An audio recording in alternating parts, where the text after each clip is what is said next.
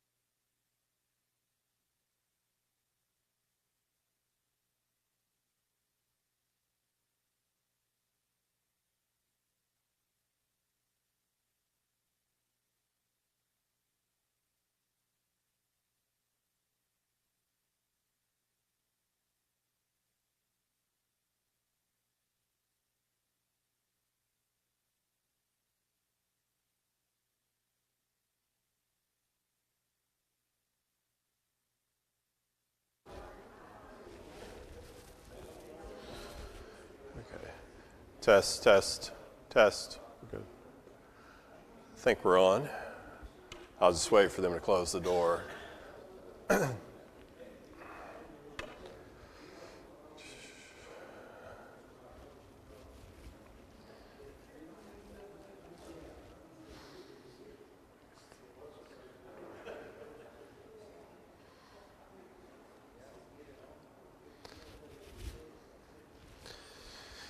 Okay, so we'll go ahead and get started. So we're in Nahum chapter 1. We started the first verse last time, but that was 2 weeks ago, so we'll just start back over at the beginning. Just kind of a quick recap of a little bit of the background in Nahum. So Nahum it's a different sort of book because it doesn't mention God's people, so this is not a message directed to God's people about any of their sins or anything like that. This is a message against Assyria. So it's a prophecy about what God is going to do to Assyria.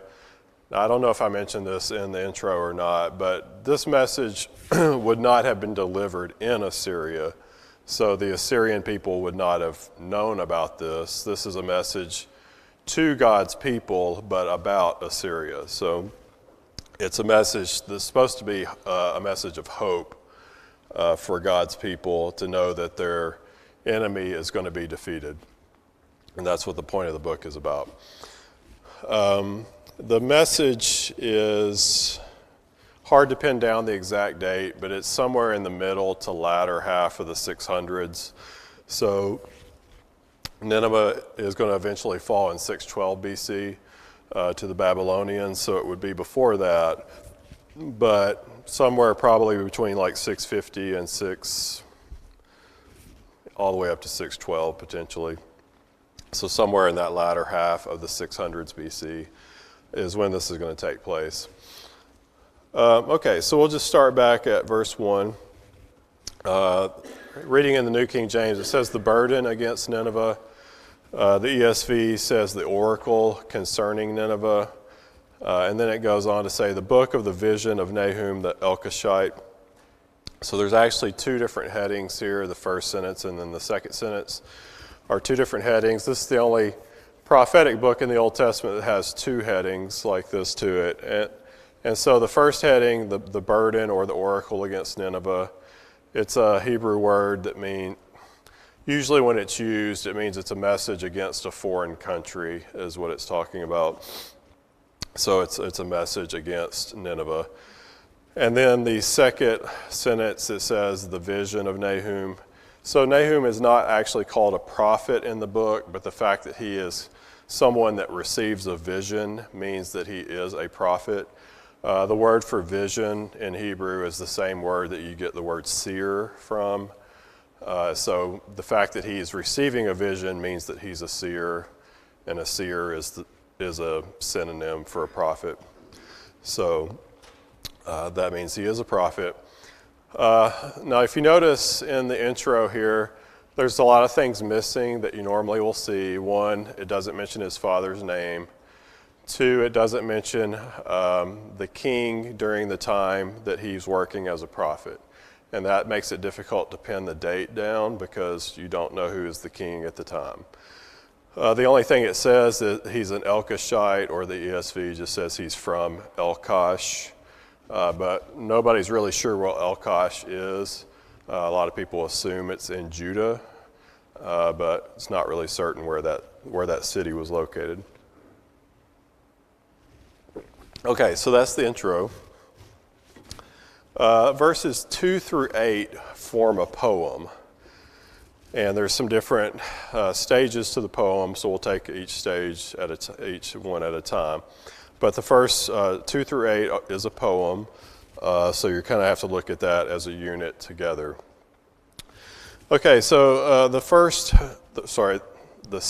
2 and the first half of verse 3 go together as a first section of the poem. So it's going to say, God is jealous and the Lord avenges. So what does it mean when it says God is jealous? So this is referring to the covenant, and what it means is if you break the covenant, then God is jealous because you've broken his law. Now, the fact is, he's not referring to his people when he says this. He's talking about the people of Nineveh. And so the point is even though they are not God's chosen people, God still cares about all people, okay? And so they didn't have a given law to them from God directly, but all humans are accountable before God. And when you break God's law, even if you're not part of his people, God is still upset by that. And so then God becomes jealous. So what does it mean that he becomes jealous? That word can be confusing. In fact, I won't say who, but there is a celebrity who said that they quit believing in God and the Bible when they were a teenager because they didn't want to worship a God that was so petty that he would be jealous. Okay? So what does it mean to be jealous? All right? What is he talking about? Well, what he's talking about is God knows what is best for all of us, and he knows that if you follow his will, that will lead to your happiness. But if you don't follow his will, then you are following Satan's will, okay? And so if you have chosen to follow Satan's will, then God becomes jealous of that. Why? Not because he needs you to make him happy. You know, whether or not I go to heaven or not is not going to be the end decider of God's eternal happiness. It is for me, but not for God. God will be okay either way. But the point is God becomes upset, or if you want to use the word jealous, when one of his creation turns against him, okay? And so that's what he's talking about. So what is happening, it's not jealousy in terms of our jealousy, like he's upset that you took his crayons from him or something. So he's upset that one of his creation has turned its back on him, okay? But he's jealous, or he's upset about that because he knows that leads to your destruction, and he does not want to see you become destroyed or have bad things happen to you, okay? So he's jealous because he desires good for you, not because of some petty reason, okay? All right, so what happens when someone turns their back on God and God becomes jealous in that instance? Well, it says, and the Lord avenges, okay? So the whole point of this poem in verses 2 through 8 is to show God's strength, okay? So this is a message to God's people. They're being bullied by Assyria. They have been bullied by Assyria for a long time now. And the message of this is, you know, you could start to think that maybe they're starting to wonder, is God going to do anything about this? And is God impotent to even be able to do anything about this? You could see how they would get tempted to start thinking that way. And the message of Nahum is, God is not impotent, God can do something about this, and God is going to do something about this. So it gives them a message of hope. So what it says is God is jealous, and then the Lord avenges, okay? And then the next line, the Lord avenges and is furious. So the word furious there in the New King James is, I think it's worded wrathful in the ESV. The actual Hebrew word is two words. It's not one.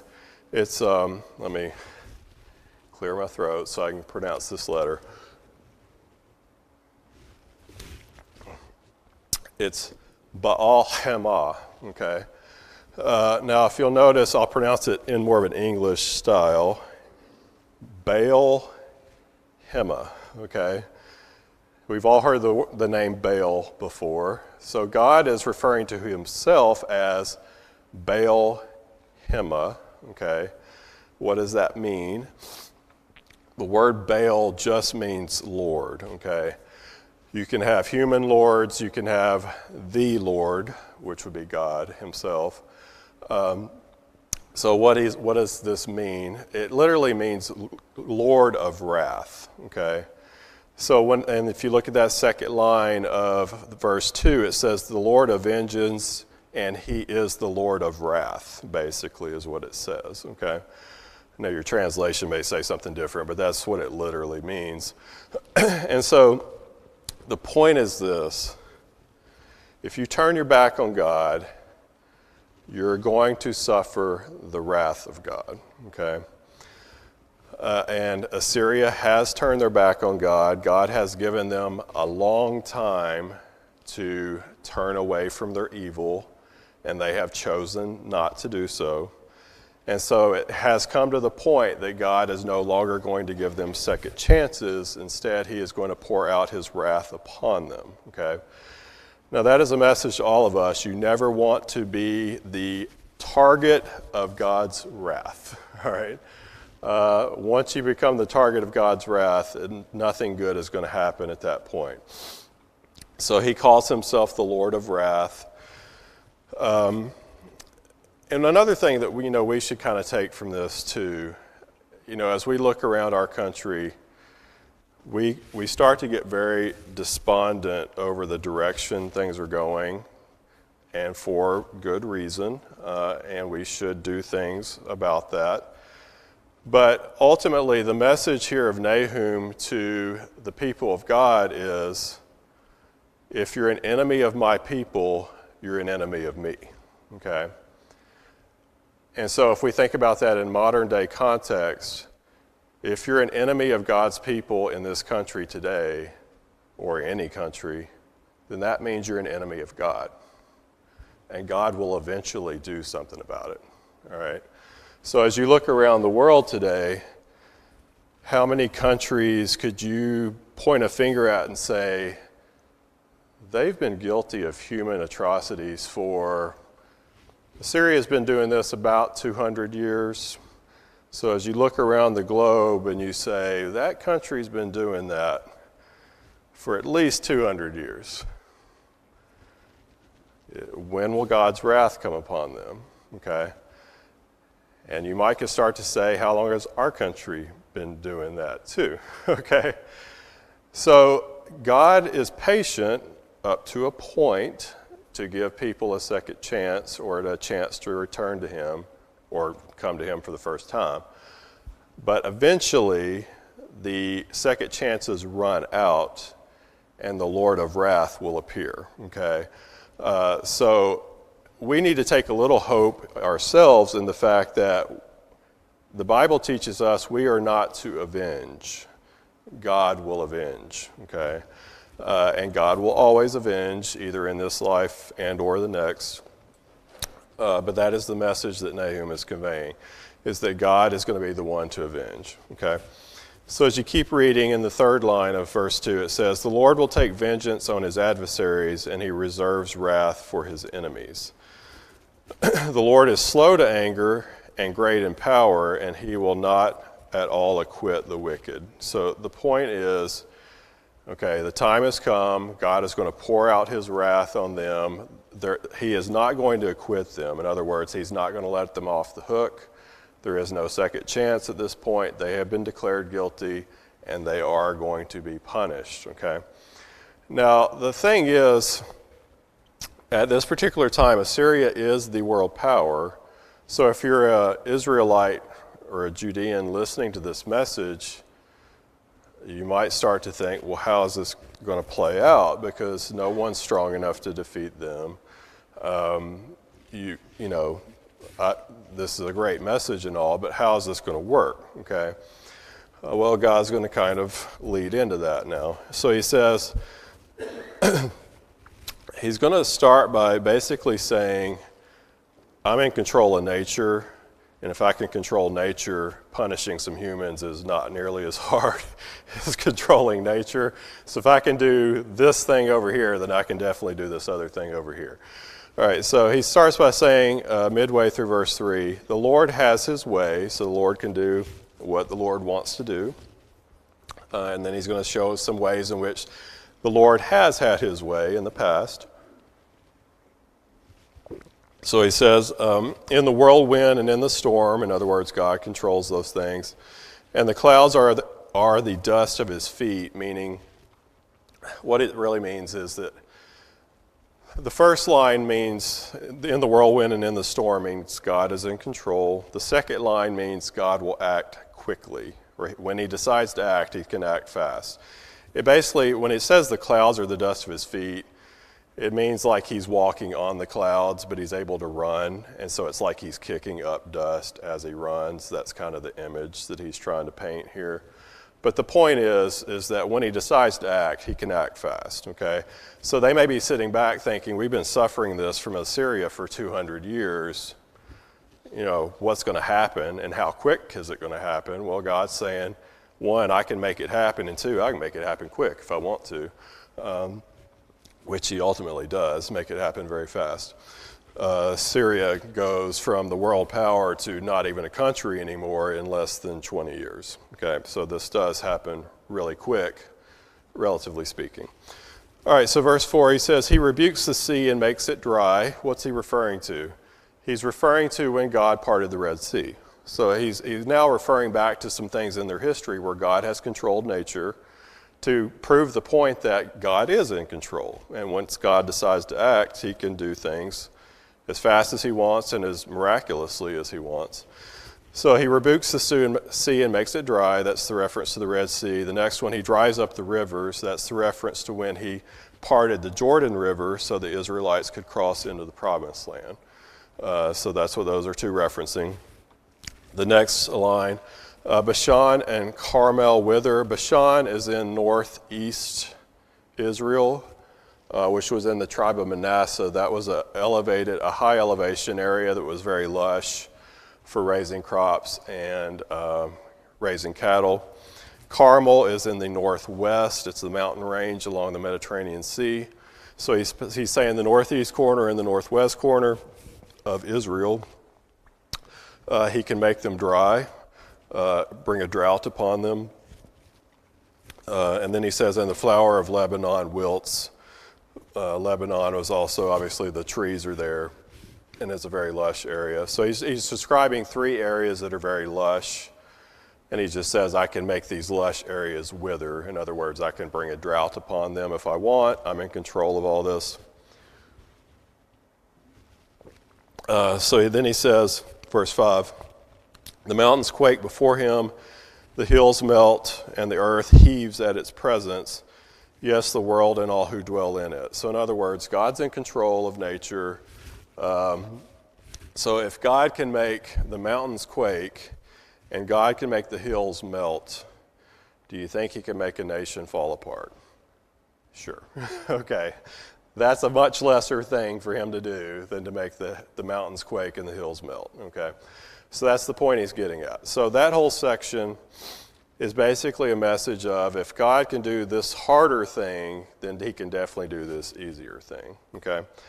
All right, so verse 6, who can stand before his indignation, and who can endure the fierceness of his anger? Obviously, the answer to both of those questions is no one can stand before God. It says his fury is poured out like fire, and the rocks are thrown down by him. Okay, so again, just sort of these images of nature that God can control nature and can do whatever he wants to do. Okay, so that whole section goes together. Okay, so then we're going to start a new section. So the first section is God is the avenger. God will take out his wrath against wicked people, specifically Assyria. The second section is God is in control. God can definitely do this. He's all powerful. The third section now is a message to God's people directly, a message of encouragement to them. So he says, the Lord is good, and that is just the basic word for good, but it may imply something to do with the covenant. So as long as you're loyal to the covenant, you can view God as good, or his wrath will not come upon you if you're faithful to the covenant. Okay. So then it says, a stronghold in the day of trouble, and he knows those who trust in him. So the idea is, if you are God's people and you're faithful to what God has asked you to do, then you have nothing to fear that God will pour out his wrath upon you. Okay. But not only that, not only do you not have to fear his wrath, you do not have to fear his enemies either. Okay, so again, this is a message about their enemies, but their enemies are God's enemies. Okay, so as long as you are God's people, your enemy is God's enemy. Okay, and if that person or people are the enemy of God, then you have the ultimate power supporting you and protecting you against them, okay? And so that's supposed to be kind of the message of hope to them. All right, so verse 8, it says, but with an overflowing flood, he will make an utter end of its place, and darkness will pursue his enemies. The word place there, it is the word place, but it might be a reference to one of two things. It may be a reference to the city of Nineveh itself when it says he will make an utter end of its place, meaning of Nineveh. Or it may mean the temple of Ishtar within the city itself. So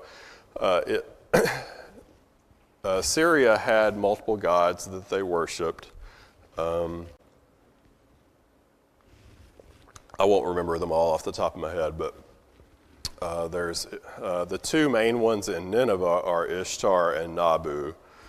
You'll recognize Nabu from the beginning of Nebuchadnezzar's name. That Nebu part is the god Nabu on the beginning of his name. So Ishtar and Nabu are two of the gods, or Ishtar is a goddess, Nabu is a god. Then you have Baal, or their version of Baal. You have Sin, like in Sennacherib, the first part of Sennacherib is the god Sin in his name. There's a couple others. But anyway, the point being is that God is going to take down Assyria, is going to take down Nineveh and take down these false gods. So what would happen when Assyria would go in and conquer a country, they would actually remove the gods from the temples of those countries and bring them back to Assyria and parade them through the streets as a way of showing that they'd conquered these people. And then they would place the gods in a temple or something there to show that they had defeated them. So in their line of thinking back then is, if your God fell, then that meant your country fell, okay? And so what God is pointing out here is that I am going to make their country fall, I'm going to make their gods fall. But the other thing to kind of notice from this, and he's going to say it some more in a minute, is unlike false gods that don't talk or do anything because they're fake, the real God is a God of action, okay? And so God is going to carry out all this stuff and bring forth this wrath because he can, because he's real, whereas Sin and Nabu and Baal and Ishtar and all these gods are just fake and they can't do anything. And so that's part of the point that he's making with this whole poem and everything that's being said in chapter 1. Okay. As you move on to verse 9, it says, "What do you conspire against the Lord? He will make an utter end of it. Affliction will not rise up a second time." And so this is now a message that God is sending through Nahum to about the people of Assyria, and specifically about the king of Assyria at the time. Okay, now the people of Assyria and the king of Assyria would not have heard this message. This would have been said in Judah. But this part of the chapter 1 is a message directed directly towards them. And so he says, "What are you going to conspire against the Lord?" And then it says, "He will make an utter end of it." So whatever their plans are, God's going to defeat it. And then he says, "Affliction will not rise up a second time." What he probably means by the affliction will not rise up a second time. So if you remember, in 701 BC, Sennacherib, who was king of Assyria back then, which is before the time of Nahum, led a campaign into Judah, and he got right up to Jerusalem. And if you remember, the Rabshakeh went and stood outside of Jerusalem and mocked the people and basically did a lot of trash talk and made fun of the people and Yahweh, their God, the real God, and said a lot of horrible things to try to intimidate them and scare them. And then God responded by destroying Sennacherib's army, and Sennacherib had to go home after his army was defeated. But they had gotten very close in 701, excuse me, to actually taking Judah down and Jerusalem down. And so he may be referencing that by saying affliction is not going to happen a second time. In other words, you're not going to come back and invade us. I'm going to destroy you before you can ever have a chance to come back here a second time. Okay? So that was in 701. Nahum is going to be prophesying somewhere in, I'm hard to say an exact day, but we'll just say somewhere between 650 and 612 or somewhere in there. So, maybe 50 years or more after Sennacherib had tried to take Israel or Judah down. Okay, verse 10 is probably the hardest verse to translate and interpret in the whole book. So I'll just tell you what it might mean, but it's not definitely obvious. It says, for while tangled like thorns, and while drunken like drunkards, they shall be devoured like stubble fully dried. What it's probably talking about, the city of Nineveh was very well fortified, would be very difficult to defeat. But Assyria had one pretty big problem. The Assyrians like to party and they like to get drunk, okay? So just to kind of let you know, so the Assyrian language, not so much at this point, but the older language of Assyria is a language called Akkadian. There is a city in Genesis chapter 10 called Akkad, and that's what the name of the language comes from, that city. So Akkadian is it's a Semitic language, meaning it's similar to Hebrew and so forth. And so that Akkadian was kind of like Latin for Western culture. It was the international language for over 1,000 years. And Assyria was the primary country that it originated from. And so I've studied some Akkadian and hope to again this semester. But just to let you know, one of the very first words that I learned in Akkadian is the word beer. Okay? That just gives you an idea of how much they like to drink, all right? That you would need to learn that as one of your vocabulary words in the first couple of weeks of the semester, okay? Because that word's going to show up a lot in Akkadian literature. They like to drink. It's in a lot of their art, excuse me. And so actually the story goes from when Nineveh fell, from an outside source, from not Bible, but outside, is that the king And so many of the people in Nineveh were so drunk at the time that Babylon attacked them that they just were in such confusion from being drunk that they couldn't really fight back. Okay?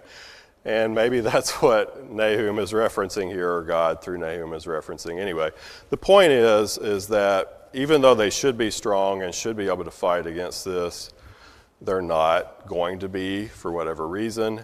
And since they're not, they'll just burn up like stubble burns up when you light it on fire. And that is what happened in Nineveh. The city was burned. And so that is probably what it's referencing to. To say much more about the verse, though, it is hard to really say exactly what it means. Okay, so verse 11, it says, "From you comes forth one who plots evil against the Lord, a wicked counselor." Again, this may be referring to the Rabshakeh from back when Sennacherib tried to take the city that you can read about, I think in Isaiah and some other places. But I will just share something with you about this. You probably would never come across it, but just in case you do. The Hebrew word that's translated wicked counselor there, or whatever your version says, ESV says worthless counselor. It's the Hebrew word Bali Ya'al, okay, and that probably means nothing to you. But if you flip to real quick to 2 Corinthians 6:15, I want to show you something. So 2 Corinthians 6:15, and I'm just reading from the ESV here. It says, "What accord has Christ with Belial?" Okay? Or however you want to pronounce that word. This is the same word. It's the Greek version of this Hebrew word that is translated wicked counselor here in Nahum. So why would I bring this up? Well, one, it's the same word. That might give you a little context. But two, in the Old Testament, this word appears 27 times, and it is not a proper name. Okay? It's a term, but it's a noun, but it's not a proper name. But as you fast forward through time, once you get around to when the Dead Sea Scrolls were written, which is anywhere from 200 BC up till about the time of Jesus, so in other words, 400 to 600 years after when Nahum is writing here, it changes from being from a noun, but not a person's name, to being used as a name, okay? So what is meant by that? Well, when you look in the Qumran community and some of that, some people have speculated that it's a name of a demon that was associated with the city of Nineveh, or some other demon, or something to that effect. And so by the time you get down to 2 Corinthians, is that what Paul's trying to relay is not that it necessarily really is a demon, but the fact that perhaps they associate it with that or something to that effect. So anyway, just to let you know, it shows up in 2 Corinthians. You can decide how you want to interpret that. But here in Nahum, it's not a proper name. It's a term. Okay, it's a noun, and it means the wicked counselor, evil counselor. Again, he may be referring to the Rabshakeh as what he's talking about. Okay. But just to let you know, in case you ever come across some stuff on the internet, some people may try to twist this into a demon or something to that effect. Okay. All right, so verse 12, God's going to respond to this. Sorry. So then it says, "Thus says the Lord." This is the only time in the book of Nahum where we have the quote prophet formula, where it's that's saying this message is from God directly. All right, so then it says, "Though they are safe, and likewise many," the ESV says, "though they are strong, and likewise many." In other words, even though Assyria is very strong and they have a lot of people, it's not going to make any difference. It says, "Yet in this manner they will be cut down when he passes through. Though I have afflicted you, I will afflict you no more." So in other words, the first 3 lines is about the fact that they're strong, but it's not going to make any difference when God decides to punish them. The last 2 lines, you can interpret this one in 2 different ways. When it says, though I have afflicted you, I will afflict you no more. If he's talking about Assyria, what he means is, it's only going to take me 1 time to knock you out. In other words, I only have to do it once. I'm not going to have to come back a second time, okay? So you can read it that way. Or you can say that the last 2 lines is actually a message to God's people, which is to say, Assyria has afflicted you once, they have invaded you once, they're not coming back a second time, okay? So you can look at it either way. You can say he's talking to Judah, or you can say he's talking to Assyria when you look at those 2 lines. All right. Verse 13, it says, for now I will break off his yoke from you. And so now he is talking to his people. And he says, I am going to, so at this point, Judah is a vassal kingdom of Assyria. And he's saying, I'm going to break that yoke so that you will no longer be a vassal state of Assyria, okay? And it says, and burst your bonds apart, same idea. Verse 14, the Lord has given a command concerning you. Now God is talking to the king of Assyria directly through Nahum. So this message in verse 14 is specifically for the king of Assyria at this time. So it says, the Lord has given a command concerning you. Your name shall be perpetuated no longer. In other words, I'm going to bring an end to your family dynasty. I'm going to destroy you, and your name will not live on. It says, out of the house of your gods, I will cut off the carved image and the molded image. In other words, what he's saying is, I'm going to destroy your gods, okay? And like I mentioned earlier, when a country's god falls, that means the country falls, okay? So if God were to go in and destroy the fake gods of Assyria, then that means the country of Assyria would come to an end as well, okay? So who are their fake gods again? You got Nabu, you got Ishtar, you got Baal, you got Sin, Shemash, I think is another. Anyway, there's 5 or 6 big ones that they like to worship. And he's saying, I'm going to eliminate your gods and destroy your country. And then it says, I will dig your grave, for you are vile. In other words, same idea. I'm going to destroy you, I'm going to kill you, and end your line, your family line, okay? I think, let me just check something here.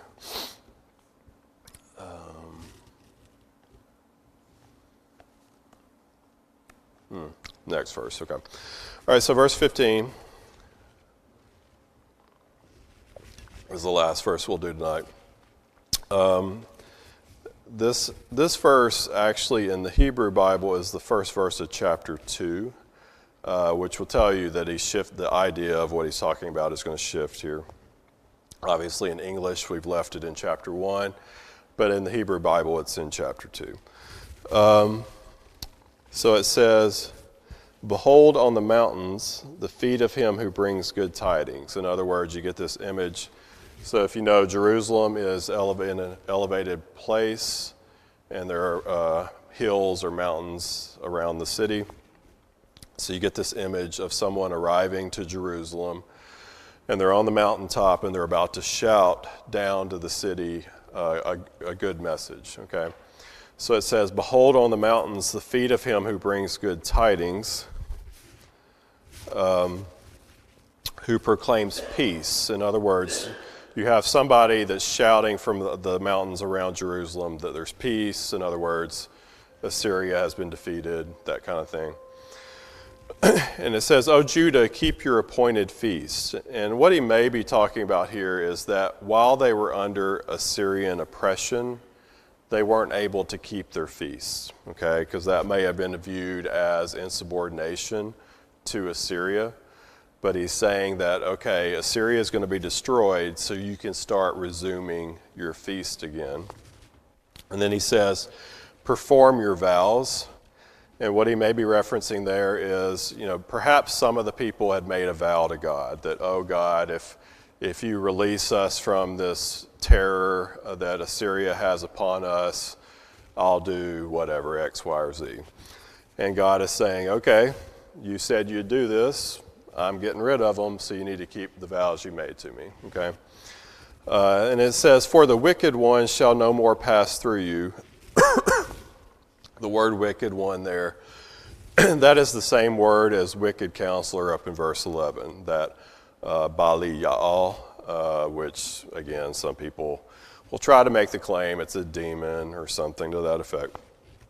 Anyway, he's just saying that Assyria is not going to invade Judah again. And then he ends by saying he is utterly cut off. So Assyria will meet their end. They will be destroyed. Sorry, I'm having a lot, getting a little bit hoarse here. So the whole message of chapter 1 is that, yes, Assyria has been a bully for about 200 years. Assyria has caused a lot of trouble for God's people. But God is stronger than them. God is in control. God has actually been using Assyria for a reason, but Assyria went beyond what God wanted for them to do.